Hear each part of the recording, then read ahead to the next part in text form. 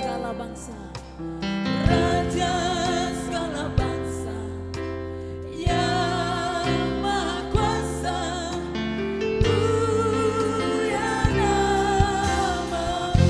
Katakan lagi bagi Tuhan, besar dan ajaiblah karya-Mu. Besar dan ajaiblah karya-Mu. Adil dan benar jalan-Mu.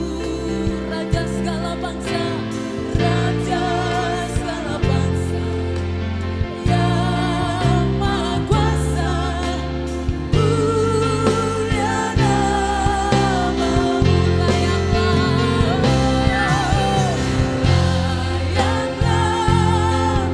segala bangsa sujud kepadamu.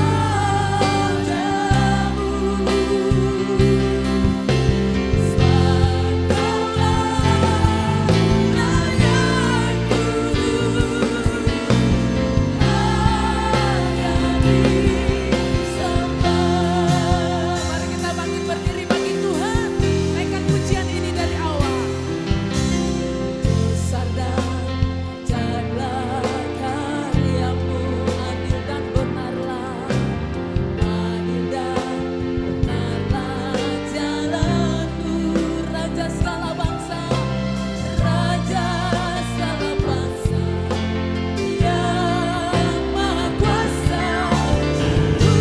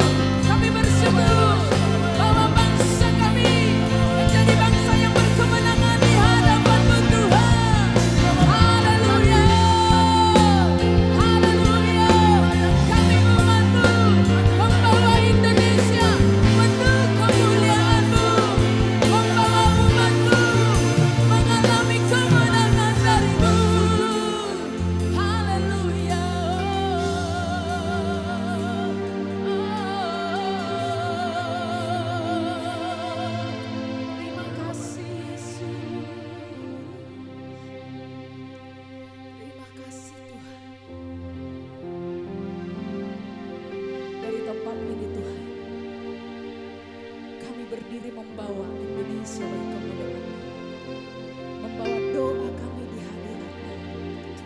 Perhatikanlah Tuhan bangsa kami. Dan dari tempat ini Tuhan, Engkau memilih kami, Engkau menjadikan kami menjadi duta kerajaan. Terima kasih Yesus.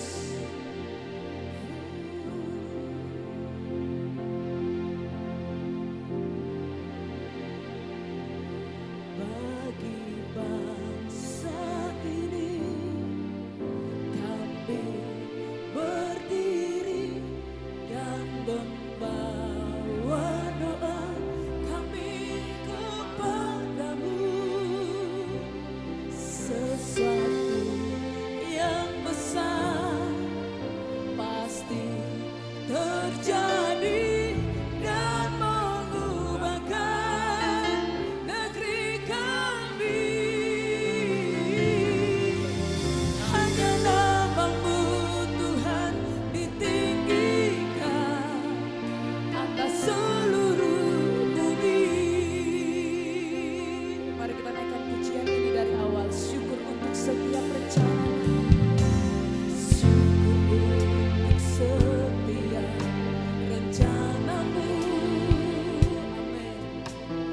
Dan rencana-Mu mulia.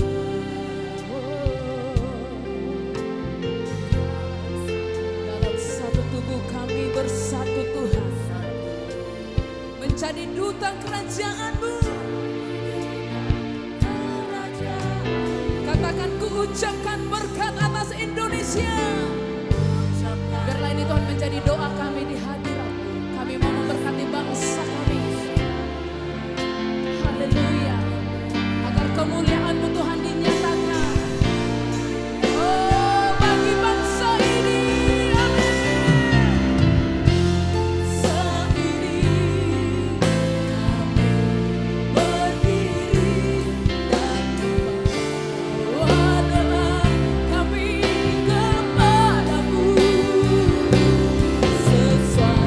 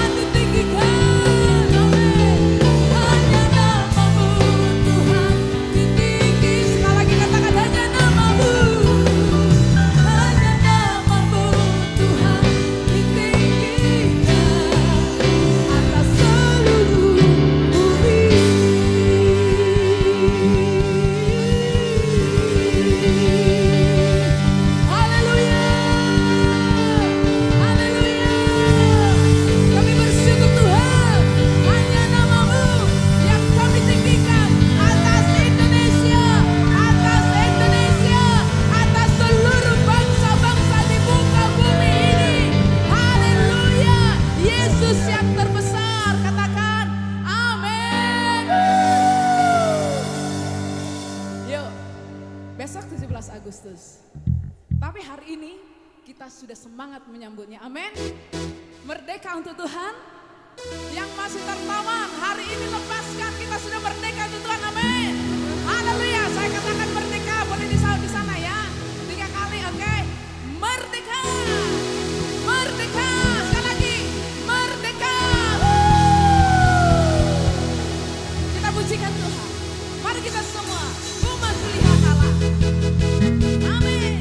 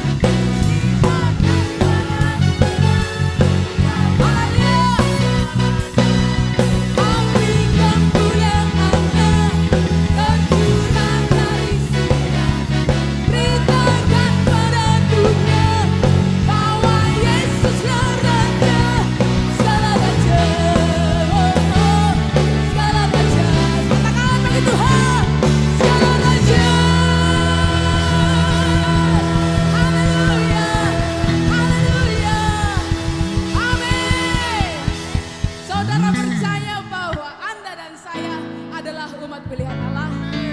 Katakan, aku dipilih oleh Tuhan. Sama-sama, aku dipilih oleh Tuhan. Haleluya.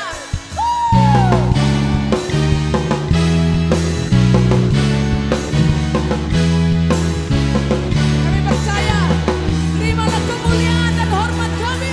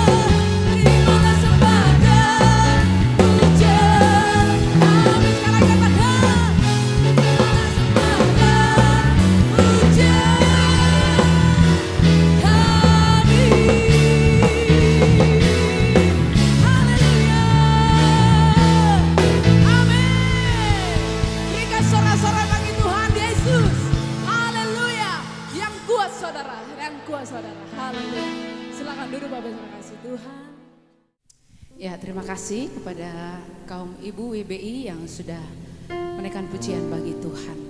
Bapak Ibu Saudara kasih Tuhan, kita akan masuk dalam kebenaran firman Tuhan. Mari kita siapkan hati kita untuk kita bisa mendengarkan firman Allah yang akan disampaikan oleh hamba-Nya.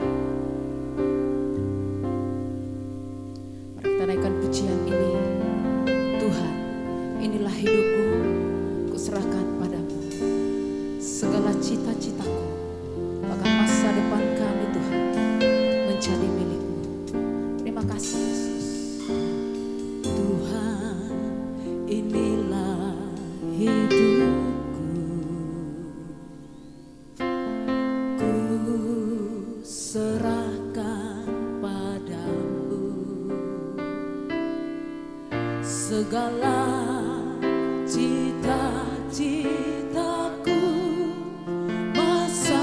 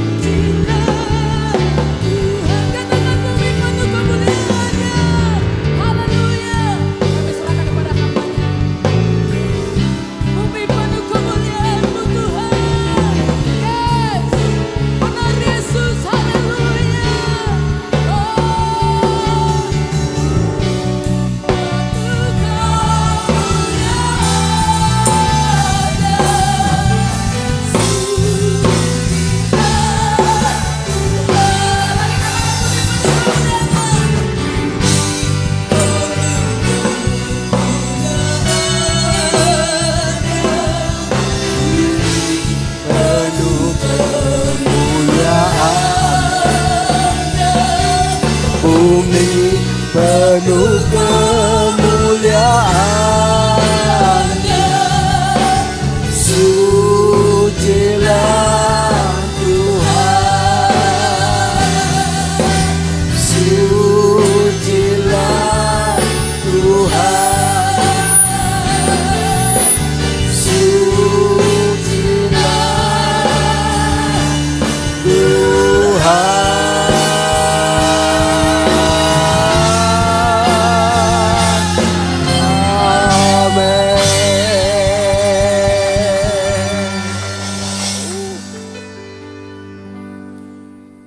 Engkau yang maha suci betul ya Tuhan. Engkau yang maha kudus dan luar biasa. Engkau yang sempurna. Pribadi yang mengasihi kami. Kami sungguh bersyukur pada pagi hari ini.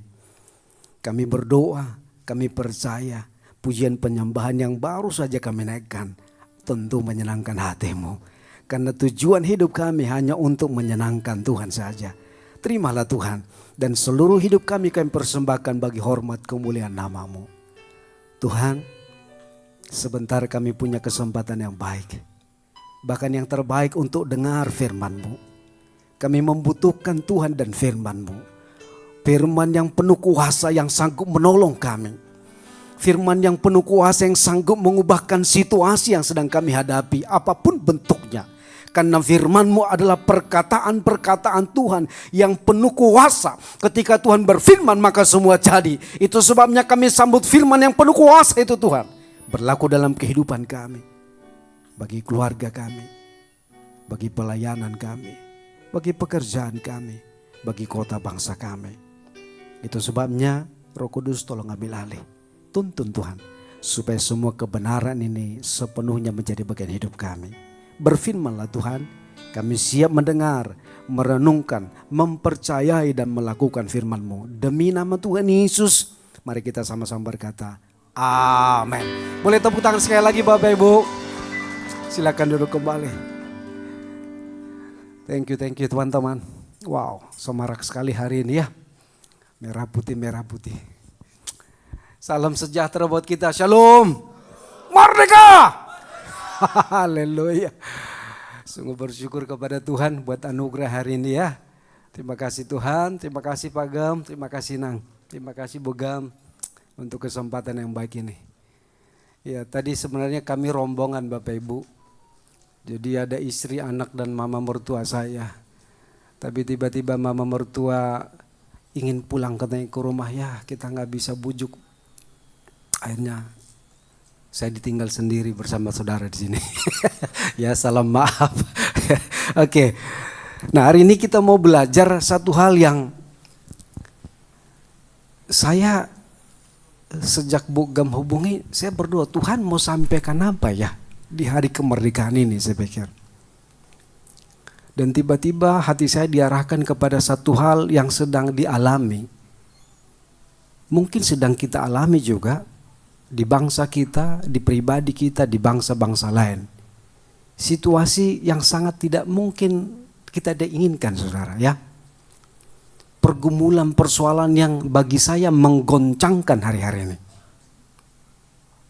Coba kita lihat situasi sekarang.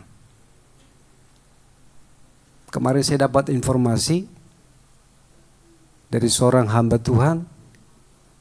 Tingkat orang stres belakangan ini dalam hitungan bulan terakhir itu tinggi sekali Bapak Ibu. Orang depresi dan orang-orang yang punya kecenderungan mau bunuh diri karena situasi ini meningkat Bapak Ibu. Saya berharap tidak ada di antara kita hari ini, amin Bapak Ibu. Semua kita punya masalah betul. Tapi saya berharap dan berdoa firman ini akan menjadi jawaban kita saudara.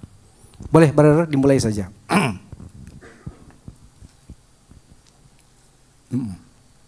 Bisa dimunculkan materinya? Oke. Kita tunggu sebentar ya Bapak Ibu ya.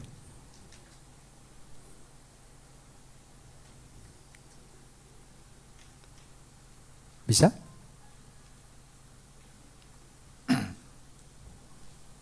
Oke, iman yang melekat kepada Tuhan. Oke, langsung saja.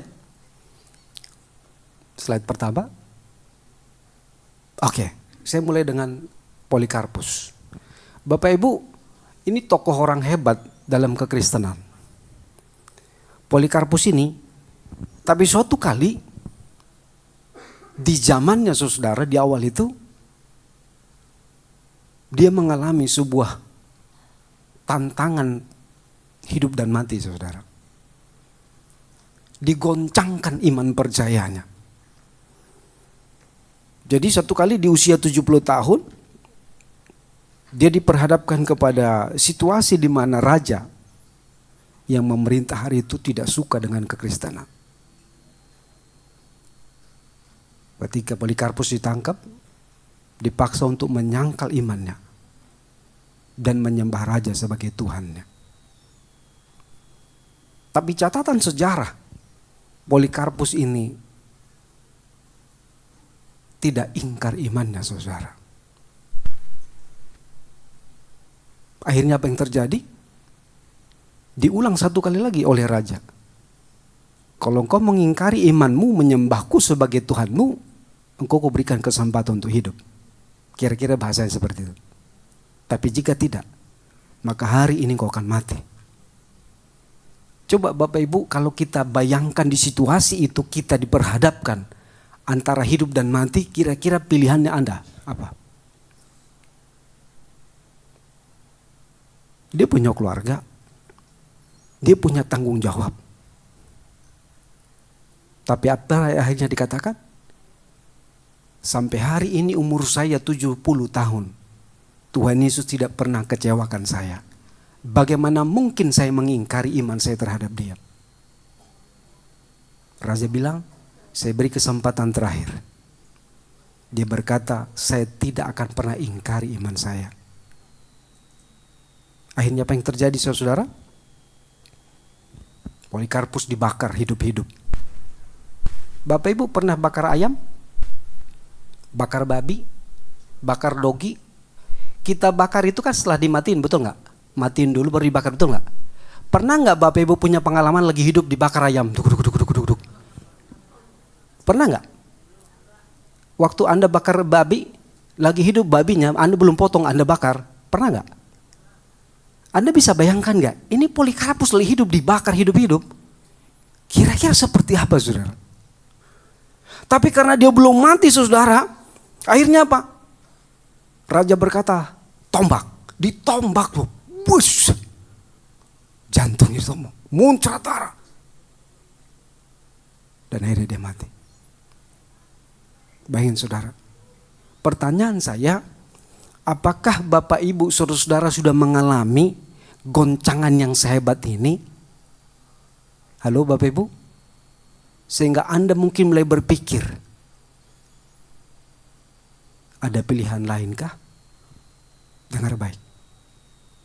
Dengar baik. Situasi yang sedang kita hadapi ini tidak mudah, memang betul. Karena Alkitab jelas berkata menjelang kedatangan Tuhan. Alkitab catat Bapak Ibu. Diberitahu kita sebelumnya. Itu sebabnya saya berharap kebenaran ini menolong kita. Kalau sempat terpikir olehmu karena begitu sulitnya situasi, begitu beratnya sakit penyakit yang serasa menggoncangkan imanmu, saya berdoa supaya kebenaran ini menolong Anda hari ini. Amin Bapak Ibu. Oke, klik lagi brother. Lanjut. Oke. Fakta hidup dicatat di Alkitab itu tidak mudah. Yang pertama 1 Yohanes pasal 2. Dari dalam kita ini, dari kedagingan kita ada keinginan daging kita. Keinginan mata kita. Yang kadang-kadang tidak sesuai dengan kata firman Tuhan. Yang kedua dari luar, iblis jelas mencari kesempatan.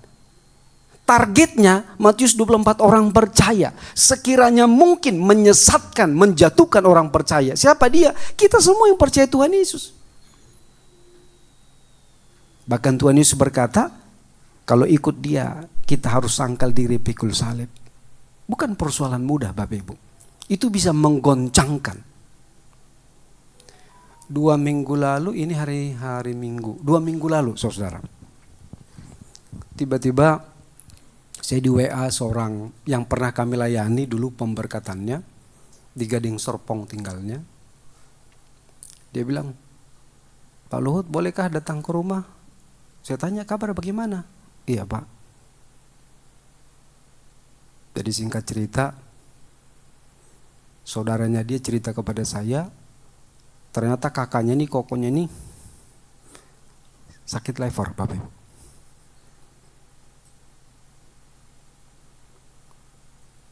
Jadi sebenarnya saudaranya bilang, Pak Luhut, tolong jangan beritahu koko saya. Kenapa? Dia itu trauma sama dokter. Livernya itu sudah bermasalah serius. Cuman kita bilang lagi ada masalah di livernya, cuman bengkak. Jadi ternyata Bapak Ibu, orang ini masih muda. Baru sekitar menjelang 40 tahun. Jadi sudah bermasalah serius Bapak Ibu. Bahkan keluarga besarnya sudah khawatir. Dan itu menggoncangkan dia. Dia bilang, saya masih muda, kok bisa ya? Bayangin saudara. Beliau ini main tekstil dari China ke Indonesia. Waktu saya datang, saya ngobrol sama dia. Itu tidak mudah Bapak Ibu. Karena beberapa peneliti berkata yang paling ditakuti manusia sebenarnya yang pertama, kalau dia tua katanya. Itu salah satu orang takut tua Bapak Ibu. Makanya coba lihat, ibu-ibu dandan mulu, operasi sana, operasi sini kan kadang-kadang begitu ya. Kita akan tua juga ibu-ibu. Bukan nggak boleh dandan sih, cuman kadang-kadang kan terlalu banyak jadi boros akhirnya. Yang disusahkan kan suami-suami juga Bapak Ibu. Di sini nggak ada ya. Yang kedua, orang takut apa? Takut miskin. Tapi yang ketiga ternyata takut orang itu kalau sakit Bapak Ibu. Jadi ketakutan yang ketiga ini mendominasi semua orang. Kalau orang sudah sakit, itu khawatirnya tingkatnya tinggi sekali. Yang terakhir takut mati. Bayangin saudara, itu tidak mudah. Terus akhirnya saya bilang begini, belakangan ini masih cari Tuhan kah bro? Saya bilang, sudah lama Pak. Tidak, carilah Tuhan, karena dia sumber hidup kita, saya bilang. Saya coba doakan dia, doakan rumahnya, karena dia merasa rumahnya kok ada sesuatu yang mengganggu gitu. Ya udah, kita doakan, saya bilang. Tidak mudah Bapak Ibu. Usia 40 tahun, situasi seperti itu tidak mudah. Bengkak levernya. Nah Bapak Ibu, saya tidak tahu pergumulan yang seperti apa yang sedang Anda hadapi hari ini. Dan apakah itu sudah menggoncangkan iman Anda. Tapi sekali lagi, saya sudah berdoa supaya firman ini menjadi jawaban bagi kita. Apapun situasi Anda. Oke, klik lagi brother. Ada harga yang harus dibayar. Saya pakai istilah digoncangkan. Itu sebabnya kita harus melekat kepada Tuhan. Kenapa saudara? Klik lagi. Lagi brother. Kita baca nasa yuk. 2, 3, iya. Ibrani 12 ayat 26, 27. 1, 2, 3. Waktu itu suaranya menggoncangkan bumi. Tetapi sekarang ia memberikan janji, satu kali lagi aku akan menggoncangkan bukan hanya bumi saja, melainkan langit juga. Ungkapan satu kali lagi menunjuk kepada perubahan pada apa yang dapat digoncangkan. Karena ia dijadikan supaya tinggal tetap apa yang tidak tergoncangkan. Satu lagi. Berikutnya. Brother? Ya, Hagai pasal 2 ayat 7. Sebab beginilah firman Tuhan semesta alam. Sedikit waktu lagi, maka aku akan menggoncangkan langit dan bumi, laut dan darat. Ini firman Tuhan saudara. Dari perjanjian lama kitab Hagai menubuatkan di akhir zaman. Di kitab Ibrani diteguhkan ulang. Tuhan akan menggoncangkan satu kali lagi. Bukan hanya langit, bumi. Dan semua ini digoncangkan. Hari-hari coba kita lihat. Menakutkan sekali saudara, secara manusia. Kita hadapi, kita alami. Hampir semua pengusaha hari-hari ini bingung. Di komplek kami itu sedang ada petugas sensus. Sensus apa itu? Sensus ekonomi. Jadi beberapa tetangga saya datang ke rumah kami nanya, Pak Luhut, kira-kira itu mereka nanya apa? Oh, saya nggak tahu Bu, saya belum didatangi. Saya bilang, kenapa? Itu ngapain sih nanya-nanya? Oh, saya nggak tahu. Kita tanya PRT aja yuk, saya bilang. Bayangin saudara, tukang sensus aja menakutkan buat mereka. Belum digoncangkan saudara. Coba. Jadi mengkhawatirkan. Sampai akhirnya Pak RT saya bingung. Bu Ibu diumumkan karena kita ada di klaster saudara, dikumpulin beberapa orang. Kalau memang Bapak Ibu tidak berkenan, nggak usah terima. Tapi itu petugas dari pemerintah. Tiba-tiba ada seorang ibu bilang nyeletuk, kalau kita ditanyain semua hal, boleh dijawab? Ya terserah. Terus kalau nggak boleh dijawab, boleh nggak? Ya terserah kata Pak RT. Coba bayangin. Itu aja menakutkan Bapak Ibu. Anda sudah datangi sensus itu? Coba ditanyain. Rumahnya rumah siapa? Mobilnya berapa? Biaya hidupnya berapa? Coba. Tetangga depan saya bilang gini, nanti kalau udah terakhir mau pulang mereka, kita boleh nggak minta sama dia? Minta apa? Minta oleh-oleh. Minta aja Bu, saya bilang. Coba. Kita balik lagi ke firman. Sekali lagi Tuhan bilang menggoncangkan langit bumi. Bayangin saudara. Artinya apa? Coba bayangin. Kalau musuh yang menggoncangkan kita, kita masih punya Tuhan, betul nggak? Tapi persoalannya Tuhan yang menggoncangkan Bapak Ibu. Kalau orang lain yang berniat jahat menggoncangkan kita dengan niat yang jahatnya, dengan perbuatan jahatnya, kita masih punya Tuhan yang bisa kita minta tolong. Tapi kalau Tuhan yang menggoncangkan kepada siapa, kita minta tolong. Paham gak Bapak Ibu? Jadi situasi yang sedang kita alami ini, sekali lagi kata Tuhan, aku Tuhan kata Tuhan, menggoncangkan. Coba, balik lagi brother, klik lagi. Kita belajar ya. Slide berikutnya ya. Siapa yang menggoncangkan? Sekali lagi, kalau musuh yang goncangkan, kita masih punya Tuhan. Tapi ini Tuhan yang menggoncangkan saudara. Langit bumi. Supaya apa? Supaya tinggal tetap yang tidak tergoncangkan. Ini yang menjadi analisa kita sekarang. Supaya tinggal tetap. Ayat 28 berkata, kerajaan Allah yang tidak tergoncangkan. Kerajaan Allah itu bicara apa sih? Allah yang menjadi raja dalam hidup kita. Allah yang berdaulat atas kehidupan kita. Kita dalam kendalinya Tuhan. Pertanyaannya sekarang, apakah kita ada dalam kendali tangan Tuhan? Kalau tidak akan tergoncangkan saudara. Semua akan digoncangkan kecuali kerajaan Allah yang tidak tergoncangkan. Kerajaan Allah itu bicara apa? Allah yang menjadi raja hidup kita, pengendali hidup kita, penguasa hidup kita. Kalau kita dalam kendali tangan Tuhan, semua akan digoncangkan tapi kita tidak. Karena kenapa? Tuhan yang kendalikan, Tuhan yang amankan kita. Pertanyaan saya, apakah hidup saudara ada dalam kendali Tuhan atau di luar kendalinya? Itu pertanyaannya. Sampai di sini paham Bapak Ibu? Anak-anak muda? Karena kita lagi belajar ini, supaya kita paham. Supaya respon kita nanti benar terhadap situasi yang sedang terjadi, yang mungkin kita sedang alami atau akan kita alami. Sebab respon yang benar menentukan hasil yang benar saudara. Kalau responnya salah, maka akan berisiko. Kalau respon yang benar sesuai dengan firman Tuhan, maka ujungnya akan baik saudara. Amin Bapak Ibu. Pelan-pelan ya. Oke, lagi brother. Nah, tujuannya apa sih? Pertanyaan itu tadi, supaya tinggal tetap yang tidak tergoncangkan. Saya ulang, semuanya akan digoncangkan. Tapi ada satu hal yang tinggal tetap, supaya tinggal tetap yang tidak tergoncangkan. Ayat 28 itu kerajaan Allah.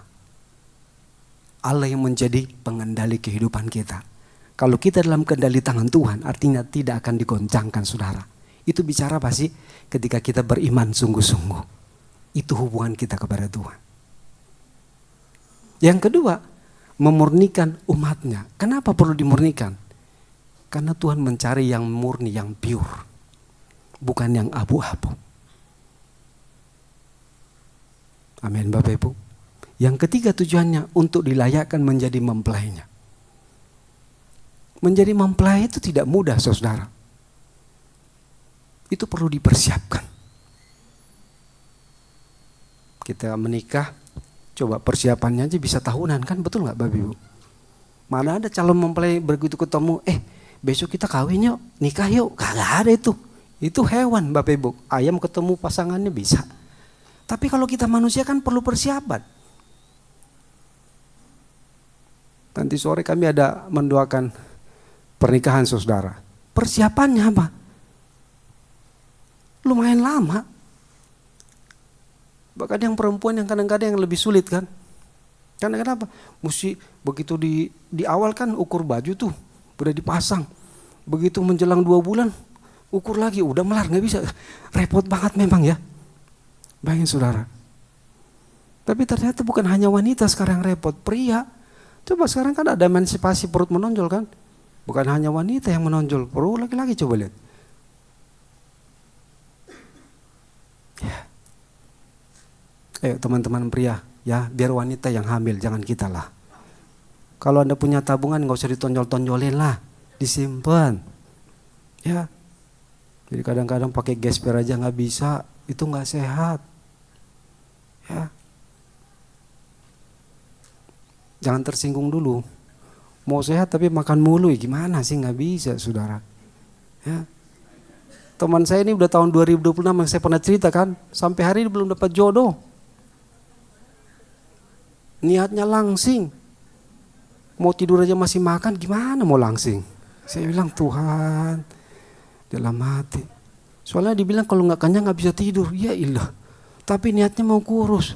Sekarang udah hampir berapa itu, 145 atau 148. 148 kilo kan besar perempuan Bapak Ibu. Tinggi cuma 148. 148 gede banget. Ini mau Tuhan sih. Ya maaf kata kalau barang aja dioper mungkin nggak dilihat orang kali, nggak laku gitu loh, berat. Lah coba kalau pengantinan gede begitu. Teng teng teng teng teng.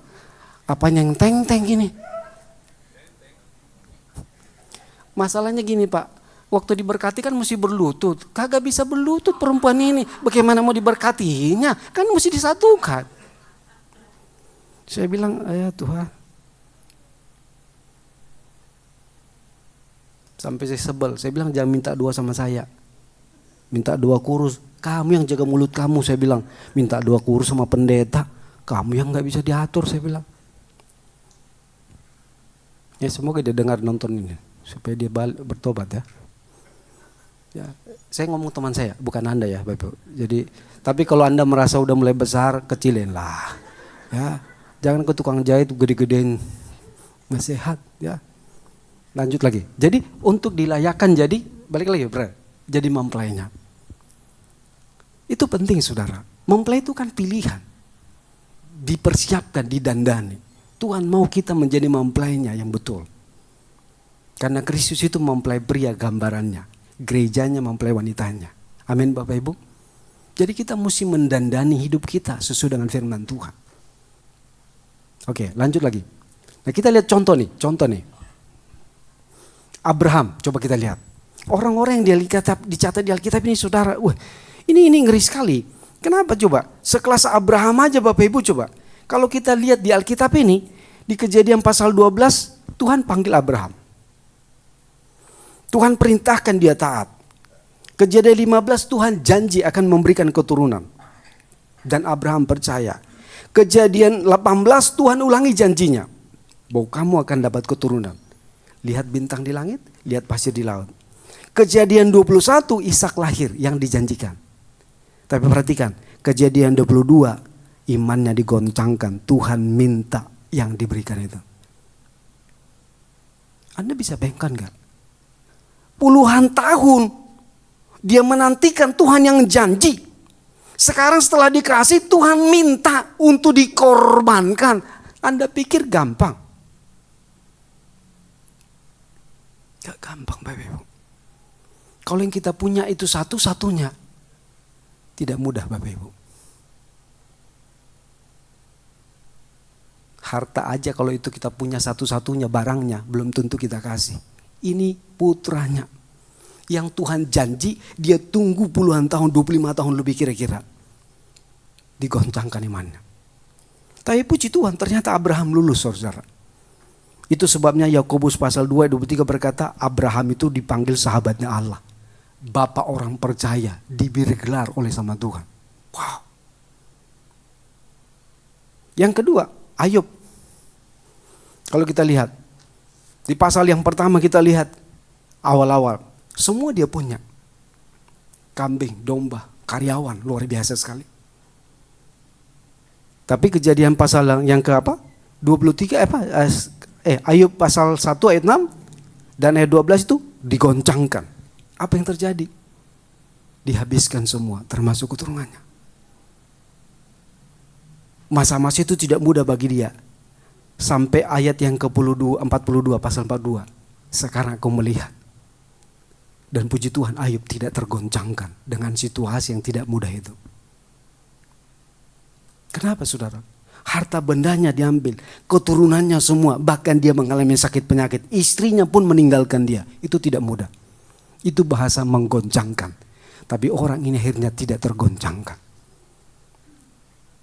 Itu sebabnya dicatat di Alkitab. Yang ketiga contohnya siapa? Sadrak, Mesak, Abednego di kitab Daniel. Daniel pasal yang ketiga, Nebukadnezar buat patung. Dan mereka dipaksa untuk menyembah. Orang Yahudi tidak menyembah patung saudara. Yahweh yang mereka sembah, yang kita kenal dalam nama Yesus. Mereka menolak. Tapi raja berkata, kalau tidak engkau akan mati, nyawa taruhannya. Tapi mereka berkata, kami tidak akan pernah menyembah Tuhan Allah, patung buatan Tuanku. Sekalipun Tuhan tidak menolong kami. Wow, itu luar biasa. Digoncangkan saudara, karena taruhan nyawa. Tapi mereka tidak tergoncangkan. Yang keempat saya catat murid Paulus. Bagaimana penderitaan Paulus saudara? Dalam 2 Korintus 11 dicatat di sana Mak. Di penjara, bahaya maut, dilempar batu, karam kapal, kelaparan, terkatung-katung, bahaya mengintai.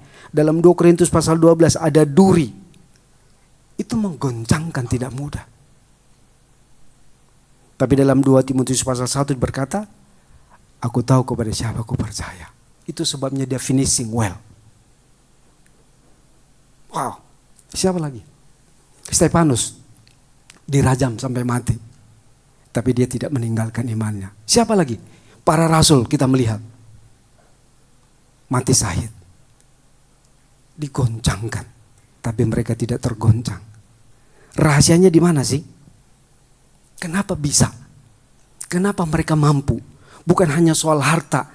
Tapi sakit penyakit bahkan nyawa. Kenapa mereka mampu? Kenapa mereka tetap tidak tergoncangkan? Menghadapi situasi yang tidak mudah bagi banyak orang. Kenapa mereka mampu? Ini yang kita mau belajar. Supaya apa saudara? Supaya ketika ada badai dalam hidup kita yang menggoncangkan iman kita, kita tetap tidak tergoncangkan. Katakan amin. Yes. Karena ke depan Bapak Ibu tidak akan lebih baik situasinya. Alkitab jelas berkata, menjelang kedatangan Tuhan situasinya makin buruk. Kenapa saudara? Karena iblis akan berusaha menghancurkan termasuk orang percaya tadi supaya iman mereka rapuh saudara. Karena dia tidak ingin mati sendiri di neraka. Dari semua situasi sekarang diizinkan. Tetapi kali ini bahkan Tuhan menggoncangkan, bayangkan saudara. Pertanyaannya sekali lagi, apa sih yang membuat mereka tidak tergoncangkan? Klik lagi brother. Rahasia tidak tergoncangkan, saya catat yang pertama. Karena ternyata mereka melekat kuat kepada Tuhan. Ini dia. Bersekutu erat. Mazmur pasal 31. Ditanam sangat dalam. Tertancap sangat kuat. Kenapa bisa? Kenapa bisa? Melekat dengan kuat. Kasyak dalam bahasa aslinya. Kenapa tidak tergoncangkan? Karena mereka ternyata rahasianya melekat dengan kuat itu artinya apa? Mereka sungguh-sungguh percaya kepada Tuhan yang mereka sembah, saudara. Dimulai dari mana? Karena mereka mengenal siapa Tuhan mereka. Bahasa Paulus, karena aku tahu kepada siapa aku percaya. Itu bahasanya. Itu sebabnya bahasanya Daniel pasal 11, orang yang mengenal Allahnya akan tetap kuat dan bertindak. Kenapa? Karena mereka tahu siapa Allah mereka. Mereka percaya sungguh-sungguh, Bapak Ibu. Jadi tingkat pengenalan kita kepada Allah kita menentukan kemampuan bertahan kita menghadapi goncangan itu, saudara. Dengar baik. Pertanyaannya, sudah seberapa kenal saudara kepada Allah kita? Itu sebabnya Bapak Ibu, kita perlu membangun hubungan yang lebih lagi terhadap Tuhan, terhadap firman-Nya.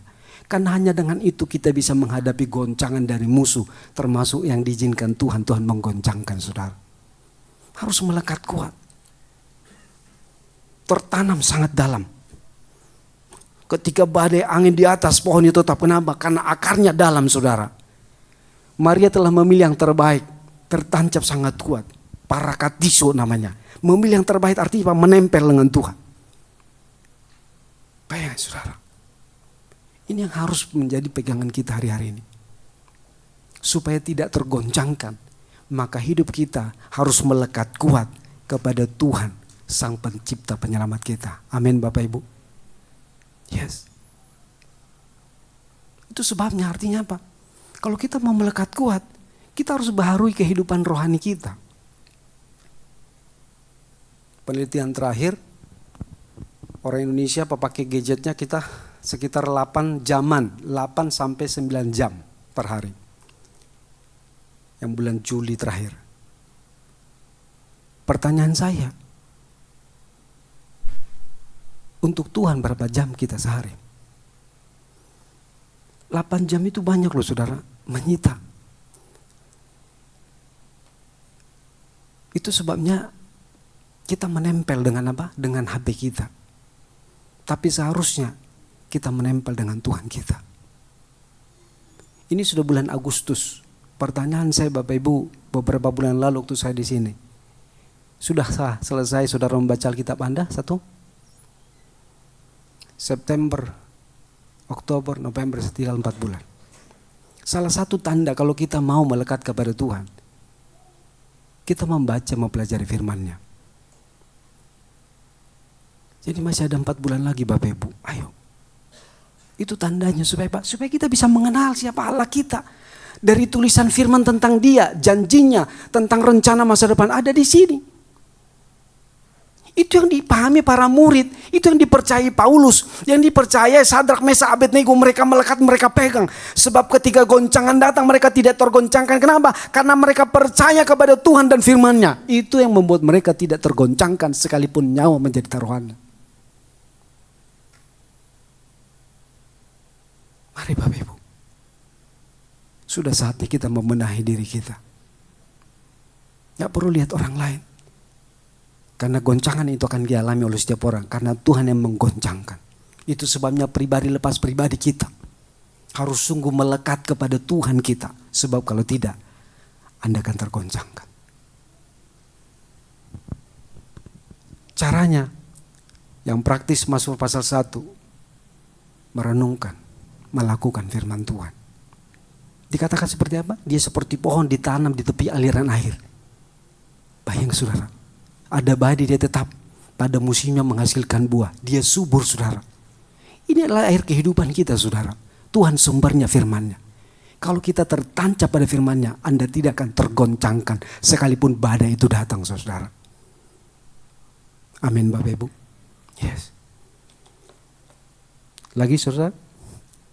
Berikutnya. Saya catat yang kedua, dipenuhi dan dipimpin Roh Kudus. Ini penting sekali. Tuhan tahu kita lemah. Waktu Tuhan Yesus naik ke sorga, Dia menjanjikan Roh Kudus menolong kita, Roh penolong yang memampukan kita melakukan kebenaran, yang memampukan kita bertahan dalam kebenaran, yang memampukan kita berkemenangan dari pergumulan hidup kita. Bayangin, saudara.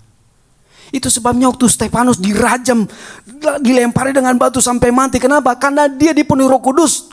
Dan dia tetap melekat, mati. Tapi matinya benar saudara. Mari saudara. Kita ini rentan. Kita ini rapuh. Itu sebabnya Tuhan memberikan roh penolong. Roh yang lebih besar dari roh apapun di muka bumi ini. Yang menyertai kita. Menolong, memampukan kita. Menghibur di kala susah. Menguatkan di kala lemah.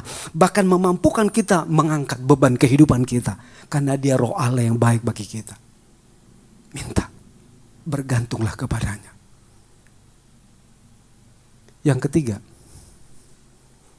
Apa rahasia yang tidak tergoncangkan? Melakukan firman Tuhan. Melakukan firman Tuhan itu saya catat sama dengan melekat kuat kepada Tuhan dan firman-Nya. Sama dengan mengasihi Tuhan dan firman-Nya melebihi yang lain. Matius pasal 7 ayat 24-25 berkata begini. Setiap orang yang mendengar perkataanku ini dan melakukannya, ia sama dengan orang yang bijaksana yang mendirikan rumahnya di atas batu.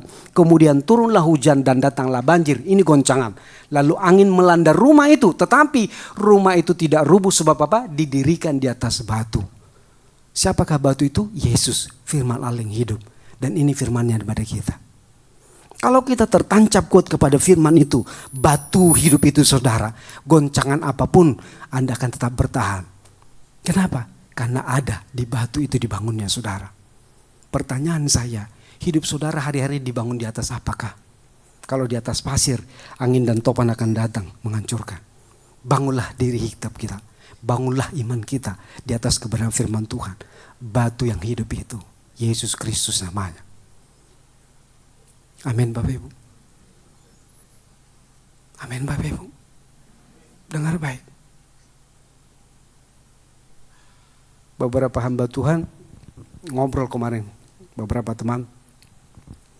Termasuk hamba Tuhan berkeluh kesah dengan situasi ini. Saya bilang semua itu sudah akan terjadi. Tapi tugas kita berdoa. Untuk situasi ini. Tapi yang penting lagi, pribadi kita harus tetap menyatu melekat kepada Tuhan. Karena siapapun kita bisa mengalami hal yang sama, saya bilang. Tidak mudah. Karena Tuhan yang menggoncangkan. Itu sebabnya pilihan kita cuma satu. Kita harus melekat kepada Tuhan. Sumbernya. Sehingga kita tidak akan tergoncangkan. Biarkan hidup kita dikendalikan Tuhan. Kalau Tuhan yang pegang hidup kita, artinya apa? Maka kegoncangan itu bisa kita lewati. Karena tangan Tuhan yang kuat itu akan menjaga hidup kita. Bagian kita apa? Percaya dan beriman. Itu sebabnya perlu bagaimana? Membangun iman kita. Karena hidup orang percaya itu karena imannya. Bukan karena kekuatannya. Bukan saudara. Coba, apa yang diandalkan manusia hari-hari ini? Hartakah? Coba. Orang kaya juga hancur juga, nggak bisa. Orang hebat juga jatuh juga.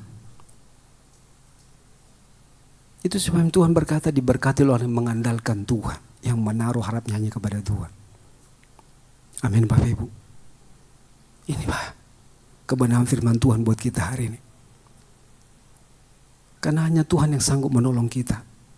Karena Tuhan yang menggoncangkan, tidak ada pilihan lain. Kalau Anda mengandalkan kekuatan Anda terkutuk pasti akan kalah. Itu sebabnya kita perlu tertancap pada kebenaran ini. Amin Bapak Ibu. Dengar baik. Siapapun kita. Siapapun kita. Mertua saya itu masuk 87 apa 88 ya. Dulu begitu kuatnya beliau. Kuat fisiknya, kuat ingatannya. Tapi belakangan saudara kadang kayak apa istilahnya, amnesia kah itu? Jadi kadang lupa. Baru dikasih makan, katanya belum dikasih makan. Jadi itu tidak mudah saudara. Ya. Diajak pergi kemana? Kok nggak diajakin? Padahal diajakin. Jadi itu tidak mudah saudara. Jadi kadang kemampuan otak itu juga melemah Bapak Ibu. Bukan hanya fisik kita. Itu sebabnya kami nasihati, ayo andalkan Tuhan Mi. Supaya ingatannya itu tidak berubah gitu maksud kita. Sebab Kalau orang dengar kita nggak kasih makan kan berbulan-bulan di rumah saya, saudara. Ini baru hari mau pulang. Kalau nanti dia pulang ke rumahnya terus ngomong, itu tuh mantu saya nggak kasih saya makan. Coba, kan jadi masalah itu. Padahal kita kasih makan, saudara. Kan jadi masalah itu.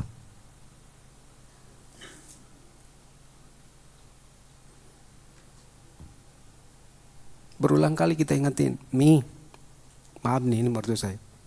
Ini ke kamar mandi kita kan ada jarak.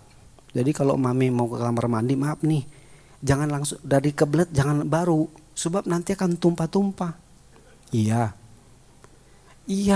tapi begitu dia ini udah tumpah duluan kamar mandi. Jadi rumah kita itu harum semerbak tiap hari, saudara. Dan coba bagaimana kita? Ya begitu, saudara. Ya. Kalau malam pakai pamper saja. Udah pakai. Begitu saya cek, mana pampersnya? Lah, tadi udah pakai, kemana? Orang belum pakai kok. Semua kita akan mengalami menua. Tapi buat mertua saya mungkin itu goncangan buat dia. Makanya saya bilang berdoa, Justru sekarang waktunya berdoa buat anak, mantu, cucu nih, berdoa. Ya, berdoa. Jangan nonton TV mulu. Berdoa, saya bilang. Karena buat dia, menurut saya itu digoncangkan karena ingatannya sudah mulai melemah, saudara. Bayangin, saudara. Kadang-kadang menyebut nama saudaranya udah mulai lupa. Siapa itu? Coba bayangin, saudara. Itu kan buat orang tua berarti kegoncangan buat dia. Karena lupa saudaranya, menyebut nama, mengenal wajah. Itu bentuk goncangan buat mama mertua saya. Tapi saya bilang berdoa, berdoa. Tuhan pasti tolong. Nah, sekali lagi, saya tidak tahu persoalan Anda apa yang sedang tergoncang dalam hidupmu. Tapi Tuhan berkata dia akan menggoncangkan satu kali lagi langit dan bumi. Artinya apa? Hanya Tuhan yang bisa tolong dan selamatkan kita. Itu sebabnya melekatlah kepada Tuhan. Amin, Bapak Ibu. Ketika engkau melekat kepada Tuhan, itu sepertinya engkau sedang menancapkan hidupmu di atas batu karang. Angin itu akan datang, tapi engkau tetap di situ. Seperti rumah tadi, kenapa? Karena engkau dibangun di atas batu karang yang hidup. Mari berlomba-lomba merenungkan, melakukan firman Tuhan. Makin mengenal siapa Tuhan kita. Sehingga kita bisa melekat kuat. Sehingga ketika goncangan datang, kita tetap bisa bertahan. Bukan karena kita, tapi karena memang kita beriman kepada Tuhan. Kita mengandalkan Tuhan. Amin, Bapak Ibu. Mari kita bangkit berdiri. Haleluya. Haleluya. Mari kita naikkan sebuah pujian, perkataan iman yang berkata, Engkaulah perisaiku saat badai hidup menerpaku, firman-Mu di dalamku teguhkan jiwaku. Ku kan berdiri di tengah badai dengan kekuatan yang Kau berikan, sampai kapanpun ku kan bertahan karena Yesus selalu menopang hidupku. Haleluya. Mari kita naikkan pujian ini. Kalau boleh ada liriknya, brother. Engkaulah perisaiku saat badai hidup. Saat badai hidup menerpaku, firman-Mu di dalamku. Firman-Mu di dalamku, teguhkan jiwaku. Teguhkan jiwaku, ku kan berdiri di tengah badai dengan kekuatan yang Kau berikan, sampai kapanpun ku kan bertahan karena Yesus selalu menopang hidupku. Sebelum kita berdoa, Bapak Ibu, yang menggoncangkan kita bukan hanya musuh. Tuhan berkata satu kali lagi. Tuhan berkata dia akan menggoncangkan langit dan bumi. Supaya tinggal tetap apa yang tidak tergoncangkan. Apa itu? Kerajaan Allah. Allah yang menjadi raja kehidupan kita. Itu sebabnya Bapak Ibu, jadikanlah Yesus menjadi raja dalam hidupmu. Engkau dalam kendalinya. Melekatlah kuat kepada firman-Nya. Supaya ketika badai itu datang, engkau tetap berdiri teguh. Bukan karena kekuatanmu, tapi karena engkau dalam perlindungan Tuhan. Bangun imanmu, melekatlah kepada Tuhan. Maka kita akan berkemenangan. Karena Tuhan merancangkan umat yang dipilihnya adalah umat pemenang, bahkan lebih daripada pemenang. Doa saya itu menjadi bagian kehidupan kita masing-masing. Amin Bapak Ibu. Mari kita naikkan puji sekali lagi. Haleluya. Engkaulah perisaiku, amin. Saat badai hidup menerpaku, firman-Mu Tuhan, firman-Mu di dalamku, amin. Teguhkan jiwaku, ku kan berdiri di tengah badai dengan kekuatan yang Kau berikan. Sampai kapanpun ku kan bertahan, karena Yesus selalu ku kan berdiri di tengah badai, amin. Dengan kekuatan yang Kau berikan, sampai kapanpun ku kan bertahan, karena Yesus selalu menopang hidupku. Biar kebenaran yang baru saja kami dengar ya Tuhan, kami percayai sepenuhnya. Supaya kami tidak tergoncangkan, kami harus ada dalam perlindungan Tuhan yang sempurna. Yesus yang menjadi Tuhan atas hidup kami, yang pegang kendali, sehingga kami boleh melekat terhadap Tuhan dan firman-Mu, membangun iman percaya kami, supaya ketika badai itu datang kami tidak tergoncangkan. Mari Roh Kudus bantu dan tolong kami, Roh penolong yang ajaib. Kami lemah Tuhan, itu sebabnya kami perlu pertolongan Roh-Mu. Kami mau hidup kami dalam kendali Roh-Mu, dituntun untuk melakukan kehendak-Mu, sehingga hidup kami tidak tergoncangkan. Terima kasih buat kebenaran-Mu. Biar setiap umat-Mu yang hari-hari mungkin mengalami goncangan dalam hidup mereka, dalam bidang ekonomi kah, dalam bidang kesehatan kah, atau mungkin hal yang lain, doa hamba-Mu, biar kebenaran ini menjadi pegangan hidup kami Tuhan, sehingga kegoncangan itu bisa berlalu, mereka tetap berdiri karena kekuatan Tuhan menyertai mereka. Terima kasih Bapa. Kami kembalikan segala kemuliaan, hormat, pujian bagi-Mu. Kami sungguh bersyukur buat kebenaran firman-Mu. Dalam nama Tuhan Yesus kami sudah berdoa, sama-sama kita berkata amin. Silakan duduk Bapak.